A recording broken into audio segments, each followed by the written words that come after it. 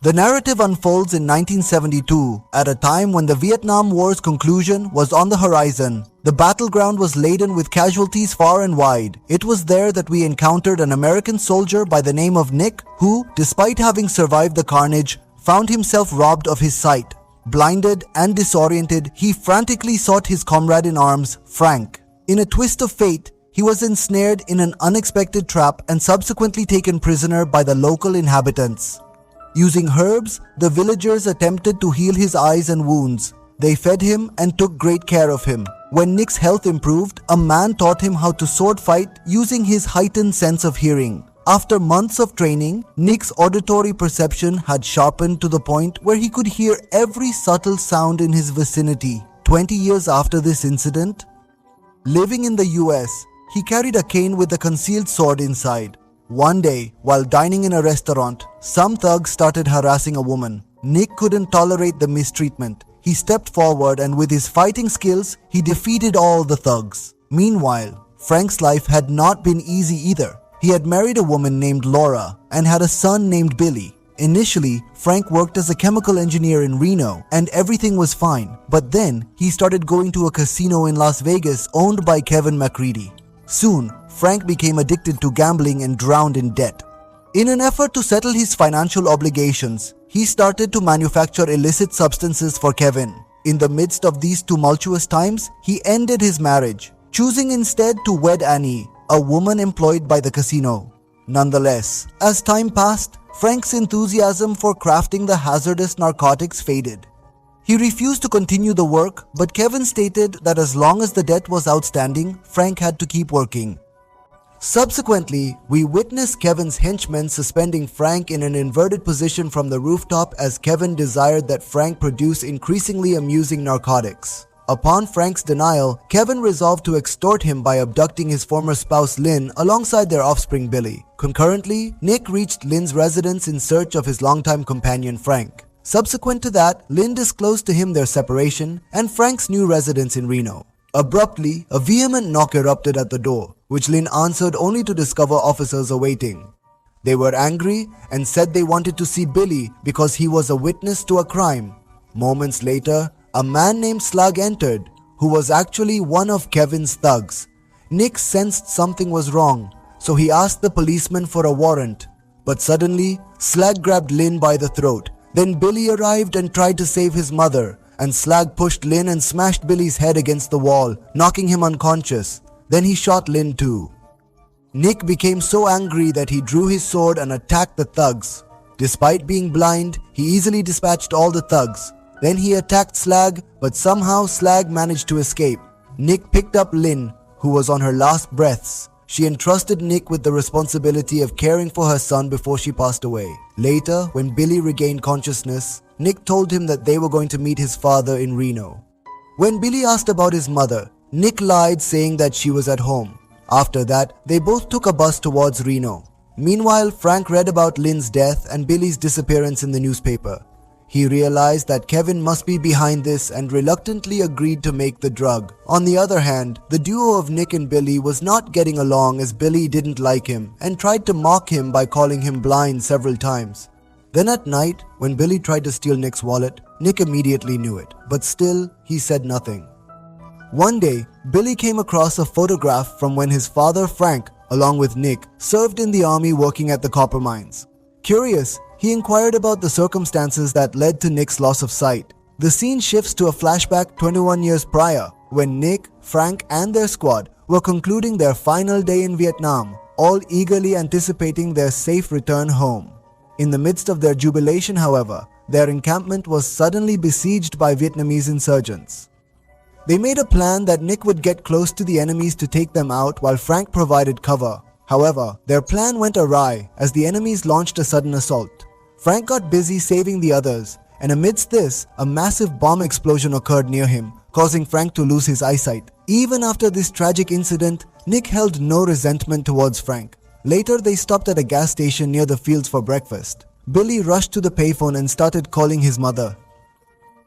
He was stopped and finally told the entire truth about the death of Lynn. The shock deeply affected Billy, as he had believed until then that his mother was safe at home. Unable to bear the sorrow, he ran towards the fields with Nick chasing after him. However, Nick also lost his way in the fields. Meanwhile, Slag and his thugs followed them and unfortunately captured Billy. Slag hid him in a hut while the others went to look for Nick.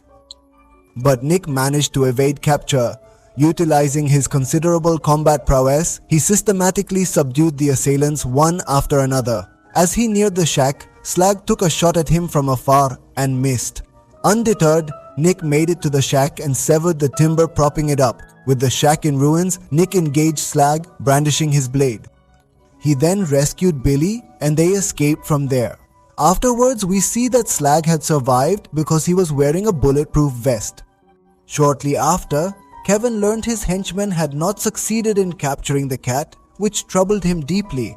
At the same time, Frank was feverishly creating hazardous substances, convinced his offspring was held by Kevin, oblivious to the fact that Kevin was without Billy or the sightless individual, the true origin of the turmoil. During the night, the cat cried, remembering its mother, which also moved Nick. The following morning, they hitched a ride and reached Frank's house. Billy was reluctant to enter, fearing his father, Frank's, hate, but Nick advised him to forgive past mistakes and move on. They then knocked on the door and Annie opened it. She welcomed them, yet as they crossed the threshold, Nick was struck by a sense of unease. In an instant, Kevin's men Lyle and Tractor ambushed Nick, rendering him unconscious, subsequently securing the cat and confining both in the van's rear, then swiftly departing with Annie. She was coerced into participation. The van headed towards Las Vegas and Nick regained consciousness en route. Hearing a loud noise, he realized Tractor had thrown his cane outside the highway. Nick told the cat to remember the location, then took a lighter from his pocket and soon set a sack on fire inside the van, which quickly filled with smoke. Lyle stopped the van and opened the back door, providing Nick an opportunity to spray the thugs. Then Annie took the driver's seat. Together with Nick and the feline companion, Annie set course back to Reno. They didn't wait long to disembark in search of Nick's walking stick. While Nick reclaimed his cane, he inadvertently crushed Annie's spectacles underfoot. All at once, the thugs reappeared, and in a rapid turn of events, Nick assumed the role of the driver. And the cat began to explain the way to him. Soon they were on the city streets, and Nick cleverly crashed the thug's car into the traffic. Although Lyle and the Tractor escaped the scratch unscathed, Nick and the cat had now slipped from their hands. A while later, Annie brought Nick and Billy to her friend Colin's house so they could all be safe here. They spent the night there resting and then the next morning decided to go to Las Vegas alone to rescue their friend from the clutches of Coca Bean. But before departing, the cat affectionately referred to him as Uncle, leading Nick to the realization that he had grown fond of the feline companion. He pledged to come back exclusively with his friend Frank. Subsequently, we observe Nick's arrival in Las Vegas, making his way into Kevin's gambling establishment. There, Nick overhears Kevin disclosing their plan to eliminate Frank that very night, since by that time Frank would have synthesized the narcotics they coveted. After the casino's overseer left for his abode, Nick stealthily lingered in close proximity. And he astutely committed the access code to memory. Following this, he advanced to the gambling house and commenced a winning streak in each contest, drawing an increasingly sizable audience to his vicinity. Promptly, the gambling house's sentry dared Nick to stake all his wealth on the roulette dare. However, the truth veiled beneath was their intention to deceive using a rigged electronic sphere. Nick confidently placed his bets and predictably witnessed the loss of his entire stake. But then, his acute sense of hearing detected the chime emanating from the bell concealed within the sentry's pocket. With one swift strike of his sword, he cut the guard's pocket, exposing their cheating device in front of everyone. Seeing this, pandemonium ensued, and Nick seized the opportunity to quietly head towards the manager's home. He entered the access code and somehow reached the upper floor. There were security guards everywhere on this floor, but Nick, with his exceptional bravery and swordsmanship, dispatched several security guards and then went straight into the manager's office, placing his sword on the manager's neck and demanded to be taken to Frank. At last, Supervisor Vince informed him that Frank was busy working in the laboratory across the lobby. Armed with this knowledge, Nick incapacitated Vince and departed. Shortly thereafter, he made his way directly to Frank and reunited with his old friend after years apart. Frank expressed his sorrow, mentioning it was his error in the conflict that led to Nick's blindness, a regret he'd carry forever. However, Nick assured Frank he held no resentment and wished for Frank to remain by his son's side. Before leaving, Frank picked up a crucial part of the drawing he made for Kevin and destroyed the rest of the machines. Then, they both managed to escape security and eventually arrived at Colin's house. However, when they arrived, they were shocked to find Colin's dead body and learned that the cat and Annie had been kidnapped. There was also a letter stating that if they wanted to see Annie and Billy safe and sound, they would have to return our drugs at Kevin's bungalow on the hill. Now, Nick, joined by Frank, set up explosives and ascended the summit using the cable car. Leveraging their military expertise, they eliminated all of Kevin's subordinates. Eventually, bursting into Kevin's residence, they found Kevin holding Billy and Annie hostage. Just then, a Japanese assassin, summoned by Kevin to eliminate Nick, emerged, and a fierce katana battle commenced. The heated confrontation kicked off and ultimately, Nick hurled the assailant into scalding water, ending his life with an electric shock. In the chaos, Slag wounded Nick with a gunshot, but Nick counterattacked by tossing his blade, thereby eliminating Slag. At the same time, Frank confronted Kevin, managed to defeat him, and rescued Annie and Billy. As they prepared to depart to San Francisco, Nick chose to stay behind, deciding not to accompany them.